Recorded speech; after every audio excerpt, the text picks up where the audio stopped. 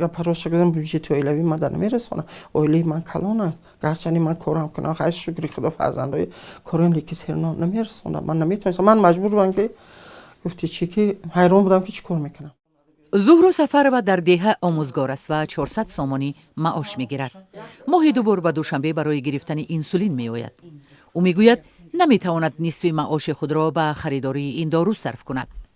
گفتگوزارها در مورد تمام شدن اینسولین رایگان در تاجیکستان او را نگران کرده بود. وزارت بهداشت تاجیکستان مجبور شد برای حداقل تأمین کودکان با اینسولین رایگان سازمان‌های بین المللی را جستجو کند.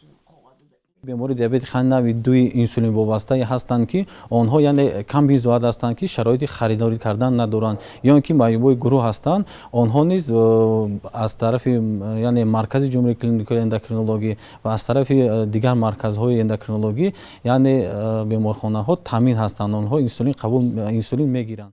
مبلغ ها برای خریداری انسولین به افراد کم بیزاد را نیز به زور جمع آوردند. وزارت بهداشت به خاطر دریافت این داروواری سرمایه گذاری طرح‌های خود را محدود کرد. مأموریت شهرها نیز تا جای برای تأمین مردم با انسولین کمک کردند. برای مثال در دوشنبه داروواری از حساب مأموریت شهر خریداری شد و مرکز طبی پایتخت بدون محدودیت آن را تقسیم کرد.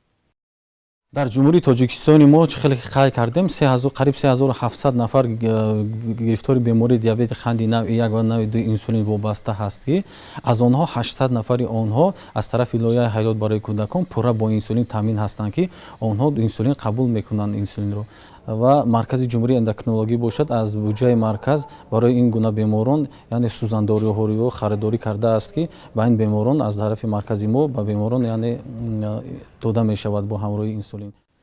با وجود کم آمد در بودجه حکومت کشور برای خریداری انسولین در سال 2017 مبلغ جدا کرد و مقامات وعده می‌دهند که این داروواری از نوع رایگان به بیماران قندی درجه 1 و 2 تقسیم می شود. تعداد این نوع بیماران در کشور بیش از 3600 نفر حساب شده است.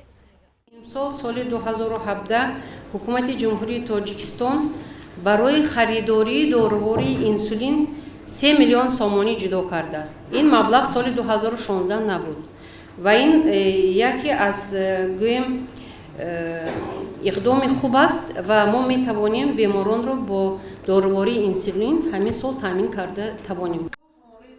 اما با این همه وزارت بهداشت تاجیکستان میگوید که در آینده هم به کمک سازمان‌های بین المللی امید می‌بندد. شماره گرفتاران بیماری قند در تاجیکستان همه سال زیاد می شود.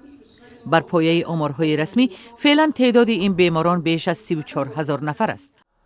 افزایش مریضان را پزشکان به استرس و یا خود فشار روانی افراد کم بی‌زائد و دیگر قشر نیازمند کشور ربط می‌دهند.